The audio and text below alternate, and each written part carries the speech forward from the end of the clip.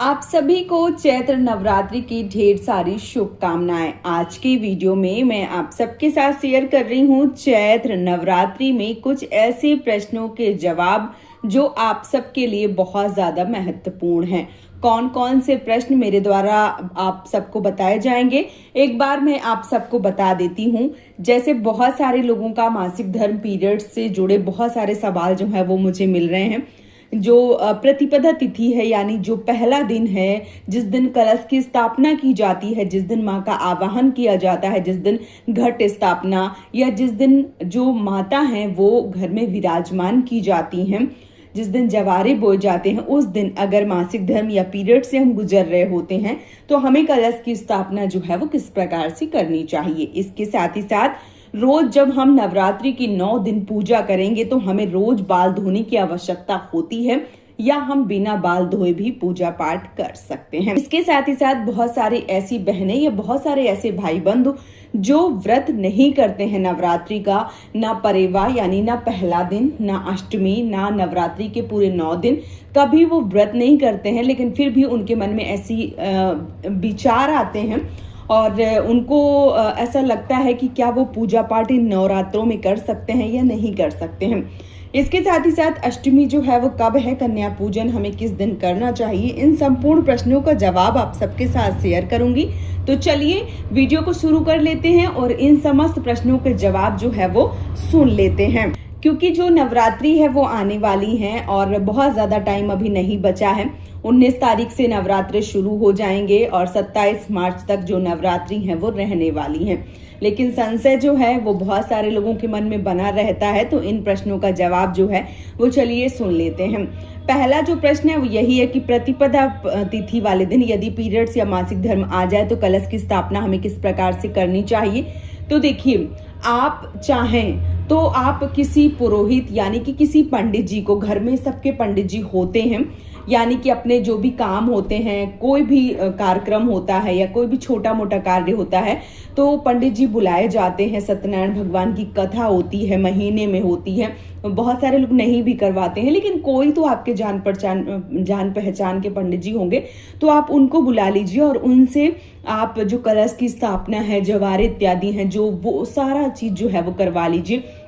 और यदि मान लीजिए कि आप बीच में 5 दिन में जैसे साफ स्वच्छ हो जाती हैं तो फिर आप पंडित जी के साथ में भी पूजा पाठ कर सकती हैं, या आप चाहें तो अकेले भी कर सकती हैं। लेकिन मान लीजिए कि कई बार बहुत सारी ऐसी बहनें हैं जो पूरे 8 दिन तक पूजा पाठ नहीं कर पाती हैं, तो ऐसे में उनके बहुत सारे प्रश्न आते हैं कि ऐसे में हम क्या करें। तो देखिए, अगर आप अपने घर में नवरात्रि की पूजा करवाना चाहती हैं तो आप पंडित जी की मदद से संपूर्ण पूजा जो है वो कर सकती हैं। यदि आप ऐसा करना नहीं चाहती हैं और यदि आप मान लीजिए घर की गृहिणी हैं और आपके पति जो है वो बहुत ज्यादा सपोर्टिव हैं, आपकी हर तरीके से मदद कर सकते हैं, या यूं कहूं कि वो बहुत ज्यादा मतलब बाहर नहीं जाते हैं, घर पे ही रह जाते हैं, घर से ही बैठ के अपना काम जो है वो कर लेते हैं, तो ऐसे में आप उनसे भी कलश स्थापना करवा के पूजा पाठ जो है वो करवा सकती हैं। लेकिन यदि मान लीजिए कई बार बहुत सारी ऐसी बहनें होती हैं जो सोचती हैं कि मान लीजिए कि कलश स्थापना ना करें, तो देखिए, यदि आप कलश स्थापना नहीं करना चाहते हैं, आप अखंड दीपक नहीं जलाना चाहते हैं, या आप जवार इत्यादि नहीं बोना चाहते हैं, तो आप सिंपल तरीके से भी पूजा पाठ जो है वो कर सकते हैं। किस प्रकार से कर सकते हैं उसके लिए भी मैंने वीडियो डाल रखा है, आप उस वीडियो को देख सकते हैं। और जैसे मान लीजिए कि जो बहनें हैं वो व्रत, कई बार ये भी बहनों के प्रश्न होते हैं कि व्रत उठाएं या ना उठाएं, तो नया व्रत ना उठाएं, लेकिन करना चाहती हैं तो इसमें कोई हर्ज नहीं है कि आप ना करें, कर भी सकती हैं। और जैसे मान लीजिए मासिक धर्म या पीरियड में व्रत करना चाहिए तो हाँ, व्रत करने में कोई मनाही नहीं है, आप व्रत कर सकते हैं। आप मानस पूजा, मानसिक पूजा जो है वो कर सकते हैं, लेकिन माता को 5 दिन तक स्पर्श नहीं कर सकते हैं, या यूं कहूं कि कम से कम 3 दिन तक स्पर्श ना कीजिए। चौथे दिन या 5वें दिन, या अगर आप पूर्णतः साफ स्वच्छ हो जाती हैं तो फिर आप चौथे दिन से या 5वें दिन से पूजा पाठ जो है वो भी कर सकती हैं। तो इस प्रकार से भी आप जो कलश स्थापना, जो पूजा पाठ है वो कर सकती हैं। कई सारी ऐसी बहनें हैं जिनके बच्चे जो है वो बड़े हो गए हैं और उनका पूजा पाठ में बहुत ज्यादा मन लगता है, तो आप उनसे भी पूजा पाठ जो है वो करवा सकती हैं। बहुत ज्यादा आपको सोचने समझने की आवश्यकता नहीं है।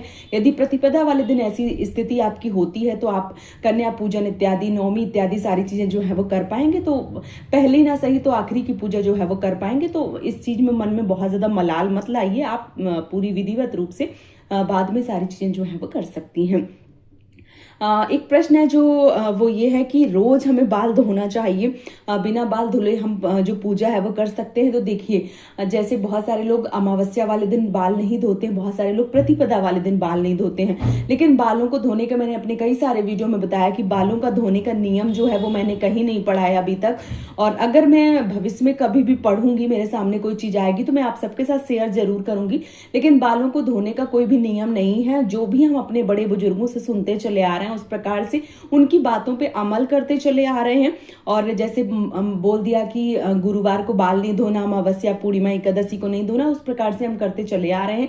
लेकिन कई बार ऐसी चीजें होती हैं, जैसे हम मान लीजिए अमावस्या वाले दिन बाल अगर नहीं धो सकते हैं तो प्रतिपदा यानी कि जिस दिन परेवा है, जिस दिन पहली नवरात्रि है, उस दिन भी हम धो सकते हैं। कोई ऐसा नहीं है कि कई बार क्या होता है, बहुत सारे लोगों के मन में आता है कि गुरुवार पड़ रहा है, शनिवार पड़ रहा है, ऐसे दिनों में बाल ना धुले। तो देखिए, जब हम कोई बड़ी पूजा का शुरुआत करते हैं, घर को अच्छे से विधिवत रूप से साफ स्वच्छ करते हैं, फिर पूजा पाठ करते हैं, तो नित्य क्रियाएं होती हैं, जो शरीर है वो अशुद्धि की अवस्था में हो जाता है, तो हमें शुद्ध करने की आवश्यकता होती है। और जब शुद्ध करने की आवश्यकता होती है तो बाल धोने की आवश्यकता होती है।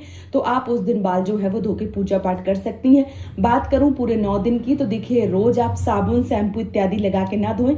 एक डब्बा कम से कम पानी सर पे डाल के ही स्नान करके पूजा पाठ करें, ये आपके लिए ज्यादा उत्तम है। आप चाहें तो रोज बाल जो है वो नहीं भी धो सकती हैं, तब भी चलेगा, लेकिन मेरा यही मानना है कि सर से अगर थोड़ा सा पानी जो है वो डाल के स्नान करेंगी तो आप पूर्णतः साफ स्वच्छ होंगी, आपका शरीर सही रहेगा और पूजा करने में आपका मन लगेगा। कम से कम ऐसा लगेगा कि आप पवित्र हैं, आप शुद्ध हैं और आप जो नवरात्रि की पूजा है वो कर रही हैं।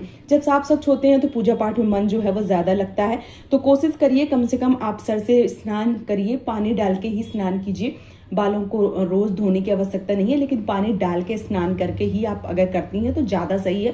बाकी आपकी मर्जी है कि आप किस प्रकार से करना चाहती हैं। अगर आप पूरे 9 दिन तक बालों में पानी नहीं डालना चाहती हैं तो आप वो भी कर सकती हैं, ठीक है। इसके साथ ही साथ जो लोग व्रत नहीं करते हैं वो पूजा करें या ना करें, तो हाँ बिल्कुल, यदि आप नवरात्रि में 9 दिन व्रत नहीं करते हैं, आप कलश की स्थापना नहीं करते हैं, आप जो जवारे हैं या जो भी मान लीजिए कार्य है नवरात्रि में वो नहीं करते हैं, लेकिन बैठ के विधिवत रूप से घर पे पूजा करना चाहते हैं या मंदिर में पूजा करना चाहते हैं, तो मनाही नहीं है। आप पूर्णतया घर में विधिवत रूप से पूजन अर्चन कर सकते हैं और आप चाहें तो मंदिर में भी पूजन कर सकते हैं। इसमें किसी भी प्रकार का कोई भी दोष नहीं है, कोई भी दिक्कत नहीं है, क्योंकि जो माता है वो भाव की भूखी है। भगवान हमारे भाव देखते हैं। ऐसा नहीं है कि हम व्रत रखें, हम भूखे रहें, अपने शरीर को कष्ट दें, भगवान तभी आपका जो कार्य एक तरीके से पूजा है वो सफल बनाए, ऐसा कुछ नहीं है। व्रत जो लोग करना चाहते हैं वो भी कर सकते हैं और जो लोग नहीं करना चाहते हैं वो भी पूजा पाठ जो है वो कर सकते हैं। व्रत करने की आवश्यकता नहीं होती, क्योंकि सबका शरीर देखिए एक जैसा नहीं होता है, तो सब लोग व्रत जो है वो नहीं कर सकते हैं। तो ऐसे में बहुत ज्यादा संशय मत लाइए। बिना व्रत के भी आप माता रानी की विधिवत रूप से पूजन अर्चन और संपूर्ण पूजा जो है वो कर सकते हैं। इसके साथ ही साथ एक प्रश्न और है कि अष्टमी कब है, कन्या पूजन हमें कब करना चाहिए। तो देखिए, जो अष्टमी है वो 26 मार्च को पड़ रही है और 26 मार्च को अष्टमी, जो लोग अष्टमी की पूजा करते हैं वो लोग अष्टमी पूजेंगे। जिनके यहाँ नवमी पुजती है तो वो लोग रामनवमी जो है वो पूजेंगे। तो आप नवमी की पूजा जो है वो 27 तारीख को कर सकते हैं, 26 तारीख को अष्टमी पूज सकते हैं।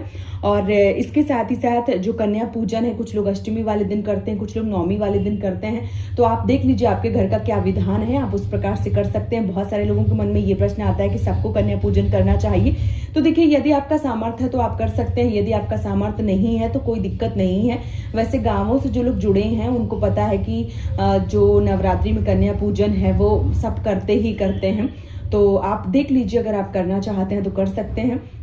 कई लोगों के ये भी प्रश्न होते हैं कि जैसे नवरात्रि का 9 दिन का हमने व्रत रखा है तो कन्या पूजन करवाना जरूरी है। तो देखिए, यदि आप पूरी विधिवत रूप से आपने जवारे बोए हैं, आपने कलश की स्थापना की, अखंड ज्योति जलाई है, तो आप कोशिश करिए कि कन्या जो है वो खिला दें। अगर कन्या नहीं मिलती है तो उसके लिए भी मैंने वीडियो बनाया है। और फिर से एक बार बता देती हूँ कि आप उतना 9 कन्याओं के बराबर जितना पैसा है वो आप गौशाला में दान कर सकते हैं। आप मंदिर में जो गुल्लक होता है वहाँ, या पंडित जी को कोई सामान, जैसे मान लीजिए भंडार इत्यादि होता है तो वहाँ पे आटा या बहुत सारा सामान जो है वो खरीद के दे सकते हैं, या किसी ज़रूरतमंद को पैसे दे सकते हैं, या मान लीजिए कि जैसे अभी बहुत सारी संस्थाएं हो गई हैं तो वहाँ पे भी आप दान पुण्य जो है वो कर सकते हैं। देख लीजिए कि आप किस प्रकार से करना चाहते हैं, उस प्रकार से जो है वो आप कर सकते हैं। तो ये जो भी प्रश्न आप सबके मिले थे, मैंने उन संपूर्ण प्रश्नों का जवाब आप सबको इस वीडियो में दे दिया है। उम्मीद करती हूँ कि आपको समस्त प्रश्नों के जवाब मिल गए होंगे और आप सबको बहुत ही सरल तरीके से सारी चीजें समझ में आ गई होंगी। यदि अभी भी कोई भी मन में संशय है, कोई भी प्रश्न है, तो आप मुझे नीचे कमेंट बॉक्स में जरूर लिखिए। मैं आपके समस्त प्रश्नों का जवाब जरूर दूंगी। और वीडियो पसंद आया है तो चैनल को सब्सक्राइब, वीडियो को लाइक करना बिल्कुल भी ना भूलें। आप सभी को नवरात्रि की ढेर सारी शुभकामनाएं। जय माता दी, राधे राधे।